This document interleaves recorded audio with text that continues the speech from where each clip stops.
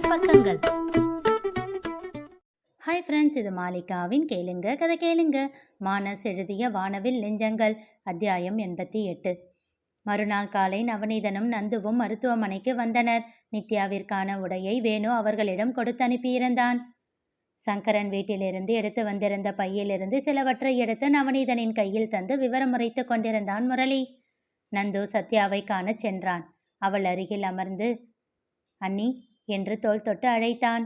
அவன் குரலை கேட்டதும் எழுந்து அமர்ந்தவள், என்ன நந்து, காலையிலேயே வந்திருக்க என்று கேட்டாள். அண்ணன் நவநீதனை வர சொன்னார் அண்ணி, அவன் கூட உங்களை பார்த்துட்டு போகலாம்னு நானும் வந்தேன். பிரியாவை வீட்டில் விட்டுட்டு இப்போ எதுக்கு இப்படி அலைஞ்சிக்கிட்டு இருக்க? வேணு அண்ணன் வீட்டில் தானே இருக்காரு, கிரி இருக்கான், அப்புறம் என்ன அண்ணி?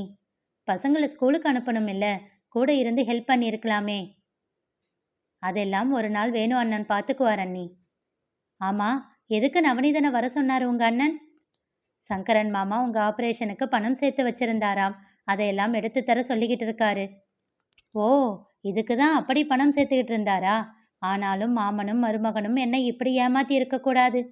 சுவற்றில் சாய்ந்து அமர்ந்து கண்களை மூடிக்கொண்டாள். சில நிமிடங்கள் அவளை உற்று பார்த்தான் நந்து. ஏன் நீ இப்படி பெரிய வார்த்தையெல்லாம் சொல்றீங்க? உனக்கு எதுவும் தெரியாது நந்து, கண்களை திறக்காமலேயே கூறினாள். இல்ல அண்ணி, எனக்கு எல்லாம் தெரியும். சட்டென்று விழிகளை திறந்து ஆச்சரியமாக அவனை பார்த்தாள். இப்போ இல்ல அண்ணி, சின்ன வயசுலேயே தெரியும். திகைத்தாள் சத்யா. என்ன சொல்ற நந்து, எனக்கு இருக்கிற பிரச்சனையை பத்தி உனக்கு தெரியுமா? ஆமாம் என்பதை போல் தலையசைத்தான். எப்படி? சில வருடங்களுக்கு முன்பு. அன்று நந்துவிற்கு பள்ளி விடுமுறை. எப்போதும் போல் முரளியுடனேயே இருந்தான். அன்று முரளிக்கு விழுப்புரத்தில் ஒரு வேலை இருக்க நந்துவையும் அழைத்து கொண்டு வந்திருந்தான். வேலையெல்லாம் முடிந்த பின் முரளி அவனிடம் கேட்டான், நந்து, இங்க ஹாஸ்பிட்டல் வரைக்கும் போயிட்டு அப்புறமா வீட்டுக்கு போகலாமா? போகலாம் அண்ணா. ஏன், என்ன ஆச்சு? உங்களுக்கு உடம்பு சரியில்லையா? எனக்கு ஒன்றும் இல்லை நந்து, நம்ம சங்கரன் மாமா இருக்காருல்ல? ஆமா, அவரோட பொண்ணுக்கு உடம்பு சரியில்லையாம், இங்க ஒரு ஹாஸ்பிட்டல்ல இருக்காங்க, பார்த்துட்டு போகலாமா? சரி அண்ணா. இருவரும் அங்கே சென்றபோது அந்த அறையில் சத்யா ஆழ்ந்த உறக்கத்தில் இருந்தாள். சங்கரன் அவள் அருகில் அமர்ந்திருந்தான். மாமா. டேய் மருமகனே, நீ என்னடா இந்த பக்கம்? இங்க ஒரு வேலையா வந்த மாமா. சத்யாவுக்கு என்ன ஆச்சு? என்னன்னு சொல்றது, இவ வயசுக்கு வந்து 8 மாசத்திலே கீதா இறந்துட்டா. அடுத்த வருஷமே இவளை ஹாஸ்டல்ல சேர்த்துட்டேன். அதனால இவளை பத்தி எதுவுமே தெரியாம போச்சு. இவளும் எதுவும் சொல்லாம விட்டுட்டாடா. ஏமாமா? பதறினான் முரளி. இந்த பீரியட்ஸ் எல்லாம் ரெகுலரா வரமாட்டேங்குதான். அப்படியே வந்தாலும் ரொம்ப நாள் வரைக்கும் இருக்காம். வயிறு வேற அந்த நேரத்துல ரொம்ப வலிக்குதுன்னு சொல்றா. அங்க ஸ்கூல்ல எப்பவாச்சும் வலிக்கும் போது லீவ் போட்டுட்டு ஹாஸ்டல்லையே படுத்து தூங்கிடுவாளாம். அதுக்கப்புறம் சரியாகிடுமாம். அதனால அப்படியே விட்டுருக்கா. இப்போ படிப்பை முடிச்சுட்டு வீட்டுக்கு வந்து இந்த 4 மாசத்துல ரொம்ப அவசப்படுறாடா. அதுதான் டாக்டர் கிட்ட எதுக்கும் காட்டலாம்னு கூட்டிகிட்டு வந்தேன். என்ன சொன்னாங்க மாமா? டெஸ்ட் எல்லாம் எடுத்திருக்காங்க, எக்ஸ்ரே எடுக்க சொன்னாங்க.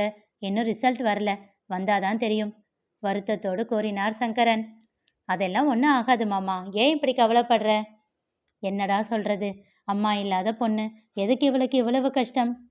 கலங்கிய விழிகளோடு தன் மகளை நோக்கினார். அப்போது நர்ஸ் வந்து மருத்துவர் அழைப்பதாக சொல்லிவிட்டு செல்ல, முரளி நீ இங்கேயே இருக்கியா, நான் போய் டாக்டரை பார்த்துட்டு வரேன் என்று கேட்டார். சரி மாமா, நீ போயிட்டு வா என்று அவரை அனுப்பி வைத்தான் முரளி. நந்து, கொஞ்ச நேரம் கழிச்சு கிளம்பலாமில்ல, உனக்கு ஒன்றும் பிரச்சனை இல்லையே? இல்ல அண்ணா என்றவன் அங்கே இருந்த பெஞ்சில் அமர்ந்து தன் புத்தக பையிலிருந்து புத்தகத்தை எடுத்து படிக்க தொடங்கினான். அவன் எப்போதும் அப்படித்தான். எங்கே சென்றாலும் சில புத்தகங்களை கையோடு எடுத்து சென்று விடுவான். முரளியின் வேலைகள் தாமதமாகும் சமயங்களில் புத்தகத்தை எடுத்து படிக்க தொடங்கி விடுவான். முரளி இங்கேயும் அங்கேயும் உலாத்தி கொண்டிருந்தான். அவ்வப்போது அவன் பார்வை சத்யாவை தொட்டு தொட்டு மீண்டு கொண்டு இருந்தன. ஏதோ அவஸ்தையாக அவன் இருந்ததைப் போல் நந்துவுக்கு தோன்றியது. தன் அண்ணனின் முகம் ஏதோ வித்தியாசமான ஒரு உணர்வை காட்டுவதாக அவன் எண்ணினான். ஆனால் அது என்ன என்று அவனுக்கு புரியவில்லை. படிப்பதும் தன் அண்ணனின் முகத்தை பார்ப்பதும் என நேரம் கழிய சிறிது நேரம் கழித்து முரளி கூறினான். நந்து, நீ இங்கேயே இருந்து படிச்சுக்கிட்டு, நான் மாமா கிட்ட போயிட்டு வரேன். அண்ணி எழுந்தா வந்து சொல்லு. அண்ணியா? உள்ளுக்குள் திகைத்தாலும் சரி என்று வெளியில் தன் அண்ணனிடம் தலையசைத்து வைத்தான். அந்த 13 வயது பாலகனுக்கு அப்போதுதான் அவன் அண்ணனின் பார்வை புரிந்தது. முரளி சென்றதும் சிறு புன்னகையோடு சத்யாவின் முகத்தை நோக்கினான். அண்ணி அழகா இருக்காங்க என்று தனக்குள் சொல்லி கொண்டவன், முதல்ல இதை பத்தி வேணு அண்ணன் கிட்ட போய் சொல்லணும் என்று எண்ணிக்கொண்டான். அப்போது சத்யா கண் விழித்தாள். சுற்றி பார்க்க நந்துதான் அங்கே அமர்ந்திருந்தான். அவன் யார் என்பதைப் போல் அவள் பார்க்க மெதுவாக அவளைக் கண்டு புன்னகைத்தான் நந்து. சங்கரன் மாமா டாக்டர்க பார்க்க போயிருக்காரு என்றான். புன்னகையோடு சரி என்று தலையசைத்தவள், நீ யாரு என்று கேட்டாள். நான் முரளியோட தம்பி. எந்த முரளி? அவள் கேட்டதும் அவன் முகம் சுருங்கிவிட்டது. அண்ணனை இவருக்கு தெரியாதா என்று தனக்குள்ளேயே கேட்டுக்கொண்டவன், இருங்க நான் போய் மாமாவை கூட்டிகிட்டு வரேன் என்று சொல்லிவிட்டு அதற்கு மேல் எதுவும் பேசாமல் மருத்துவரின் அறையை நோக்கி சென்றான். அங்கே அவர் அறைக்கு வெளியில் சங்கரன் அழுது கொண்டிருக்க அவரை தேற்றிக் கொண்டிருந்தான் முரளி.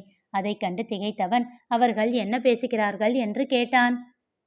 ஏண்டா எனக்கு மட்டும் இப்படி நடக்கணும் என்று தலையில் அடித்து அழுது கொண்டிருந்தார் சங்கரன். அவர் கையை பிடித்து தடுத்து, என்ன மாமா இப்படி பண்ற, நீ அமைதியாயிரு என்று அவரை மிரட்டினான் முரளி. ஐயோ கடவுளே, இனி நான் என்ன செய்வேன்? என் பொண்ணோட வாழ்க்கை இப்படி ஆயிடுச்சே. இப்போ என்ன மாமா ஆகி போச்சு? பேசாம இரு மாமா.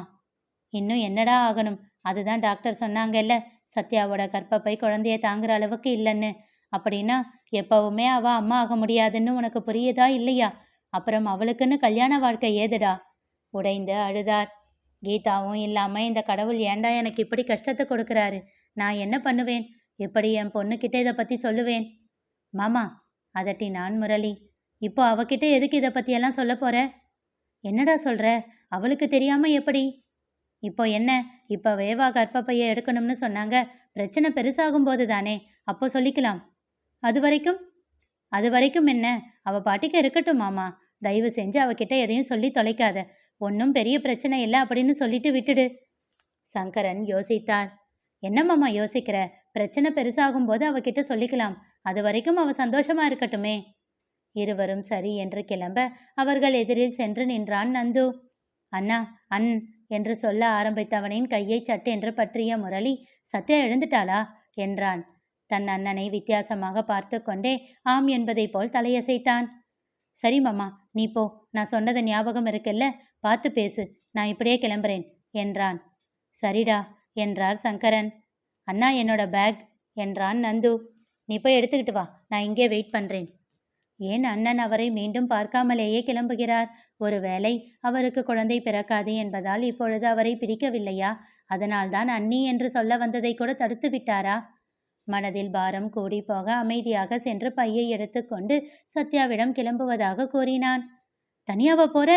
சட்டென்று கேட்டாள். அவள் குரலில் தெரிந்த பதட்டத்தை கண்டுகொண்டான் நந்து. இல்ல, அண்ணன் அங்க வெயிட் பண்ணிட்டு இருக்காரு. அப்போ சரி, பத்திரம், புன்னகைத்தாள் சத்யா. ஐயோ, குழந்தை பிறக்காதுன்னு தெரிஞ்சா இவங்க ரொம்ப அழுவாங்க இல்ல, பாவம் என்று மனதிற்குள் யோசித்து கொண்டே அங்கே இருந்து வெளியில் வந்தான். தன் அண்ணன் இருந்த இடத்தில் அவன் இல்லாமல் போகவே அங்கேயே நின்று அவனுக்காக காத்து கொண்டிருந்தான். சிறிது நேரத்தில் அவன் மருத்துவரின் அறையில் இருந்து வெளியில் வந்தான். போலாமா நந்து? அங்கே எங்க போயிட்டு வரீங்க? ஒண்ணுமில்ல, சும்மா டாக்டரை பார்த்துட்டு வந்தேன். அவன் கையில் இருந்த ஏதோ ஒரு பேப்பரை மடித்து தன் பாக்கெட்டிற்குள் திணித்தவாறே கூறினான். அது என்ன என்று யோசித்து கொண்டே தன் அண்ணனின் கைப்பிடித்து நடந்தான் நந்து. சத்யாவை பற்றி வேணுவிடம் சொல்லலாம் என்று நினைத்தவன் முரளியின் மாற்றான நடவடிக்கையில் வேணுவிடம் எதுவும் சொல்லாமல் அப்படியே விட்டுவிட்டான். சில மாதங்கள் கழித்து ஒரு நாள் இரவு உணவு எல்லாம் முடிந்த பின் நந்துவை அழைத்தான் முரளி. நந்து, நாளைக்கு ஒரு வேலையா காலையிலேயே வெளியில போறேன். முடிஞ்சா நாளைக்கு நைட் வீட்டுக்கு வருவேன். இல்லைன்னா நாளன்னைக்கு காலையில தான் வருவேன். ஸ்கூல்ல இருந்து வந்து வீட்லேயே இரு, எங்கேயும் வெளியே போகாத. நான் வேணுக்கிட்டேயும் சொல்லிட்டு போறேன். சரி அண்ணா. அவன் கூறியதை போல் மறுநாள் காலையில் நந்து பள்ளிக்கு கிளம்பி கொண்டிருக்கையில் தான் வந்தான் முரளி. அவன் முகம் ஏதோ கொஞ்சம் சோர்ந்திருந்ததை போல் அவனுக்கு தோன்றியது. அண்ணா, என்ன ஆச்சு? ஏன் ஒரு மாதிரியா இருக்கீங்க? ஒண்ணுமில்ல, நைட்டு சரியா தூங்கல, அவ்வளவுதான். வேற எதுவும் இல்லை, நீ கிளம்பு. சரி என்று தலையசைத்து விட்டு சென்று விட்டான். சில வாரங்கள் கழித்து அன்று ஒரு ஞாயிற்றுக்கிழமை நண்பர்கள் சிலர் சேர்ந்து தங்களுக்குள் நடத்தி கொள்ளும் சிறிய ஃபைனான்ஸ் கம்பெனியில் கணக்கு எழுதுவான் முரளி. ஒரு மாடியில் குட்டி அறையை வாடகைக்கு எடுத்து அங்குதான் அவர்களின் ஆபீஸை வைத்திருந்தனர். அங்குதான் முரளி அமர்ந்து கணக்கு எழுதுவான். அந்த அறையின் வெளியில் சிறிய பால்கனி போல் இருக்கும் இடத்தில் காற்றோடமாக இருக்கும். அங்கேதான் அமர்ந்து நந்து படித்து கொண்டிருப்பான். அப்போது சங்கரன் பயங்கர கோபத்தோடு வந்தார். உன் அண்ணன் எங்கடா? உள்ளதான் மாமா இருக்காரு. ஒரு புயலை போல் உள்ளே நுழைந்தவரை கண்டு பயந்து ஏன் அவர் கோபம் என்று யோசித்து கொண்டே ஜன்னலின் வழியாக உள்ளே பார்த்தான் நந்து. கோபமாக நுழைந்தவர் முரளியின் சட்டையை கொத்தாக பிடித்து இழுத்து சரமாரியாக அடிக்கத் தொடங்கினார். என்ன காரியண்டா பண்ணி வச்சிருக்க பரதேசி நாயே என்று இன்னும் கெட்ட வார்த்தைகளை பிரயோகித்து அவர் திட்டிக்கொண்டே அவனை அடி வெளுத்து கொண்டிருந்தார். தன் அண்ணன் அடி வாங்குவதை காண முடியாமல் கண்களை இறுக மூடிக்கொண்டான் நந்து.